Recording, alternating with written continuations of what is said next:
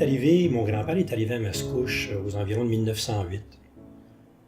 Il se trouvait qu'il y avait un moulin assis sur le rang, à l'époque on l'appelait le rang du Petit Coteau. Il se trouvait disponible. Les personnes qui l'avaient, c'était M. Damas Duprat et M. Ferdinand Beausoleil, qui était maire, je pense, à l'époque de Mascouche. Et il ne voulait pas s'occuper de ce moulin-là. Donc, fait une offre à mon grand-père. Et la famille a toujours été ici depuis ce temps-là. Mon grand-père a eu 18, mon grand-père et ma grand-mère ont eu 18 enfants. 12 ont vécu à l'âge adulte. Et un de ceux-là, Napoléon, mon père, avec les années, a repris le commerce de grand-père Joseph. Fait que moi, dans mon enfance, j'ai connu un environnement un petit peu différent. J'étais pas fils d'agriculteur, mais fils de propriétaire de scierie.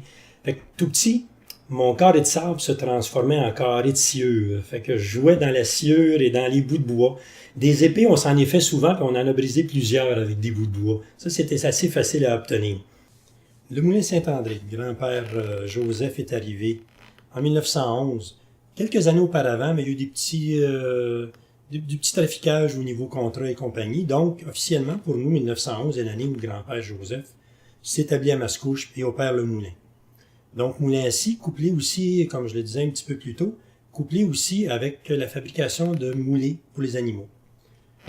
Il est arrivé avec une famille de 4 ou 5, si ma mémoire est bonne. Ils ont été jusqu'à 12 adultes, comme je le disais précédemment. Donc, on doit nourrir tout ça. Fait que grand-père offrait le service de sciage, de préparation des moulets à forfait. Si ma mémoire ne me fait pas défaut, pour un gros sac de moulets, grand-père avait un petit contenant, il prélevait sa pitance. C'était du troc, dans le fond, si on voulait bien. Et pour le sciage, c'était un petit peu semblable. Après tant de pieds de boîtier, il pouvait s'en garder un petit peu.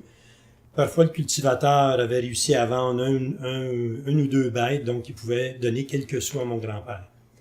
C'est davantage avec ses fils, il y était plusieurs, il y avait autant Roland, Napoléon, mon père, Gabriel, Lucien, Édouard, qui donnaient un coup de main au grand-père. C'était très familial.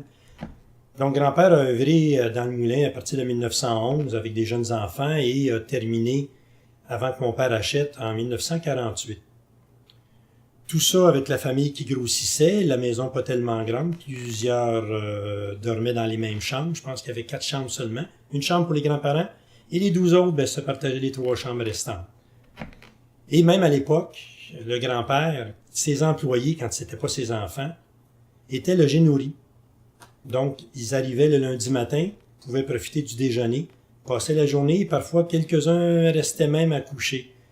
Ça faisait comme on disait, ça faisait du monde à la messe. Il a fait ça quelques années. Mon père a repris le commerce en 1948. Papa a voulu un petit peu modifier un petit peu le travail. En continuant à offrir le siège à forfait, s'est mis à vendre du bois.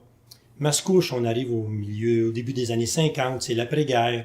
Ça va commencer à se bonifier pour la construction des maisons à Mascouche.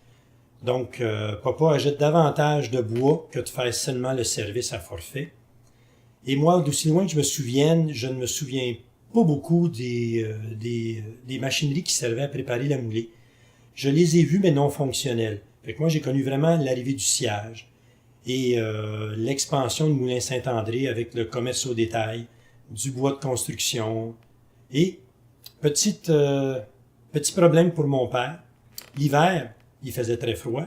C'était une usine que mon père fermait, disons, à peu près début décembre, mi-décembre. Et avec 6 enfants à nourrir, il fallait quand même qu'il y ait un apport d'argent durant l'hiver. Fait qu'il y avait un oncle qui travaillait à la Dominion & Green, fabricant d'évaporateurs pour la fabrication de sirop d'érable.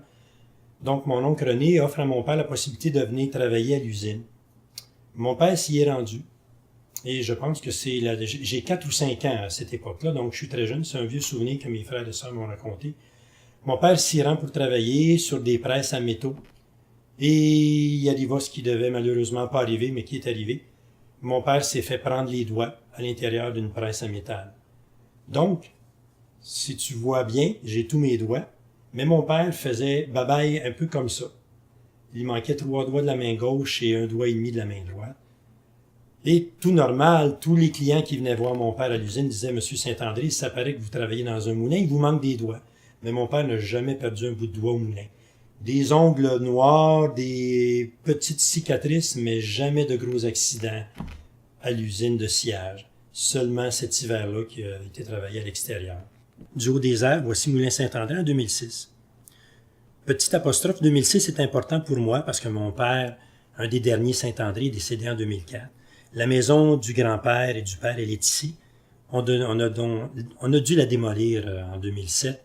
Elle était vieillissante, beaucoup trop de travaux pour la rénovation. Donc, c'est un petit peu sentimental de conserver cette photo-là. Mais le reste est intégral.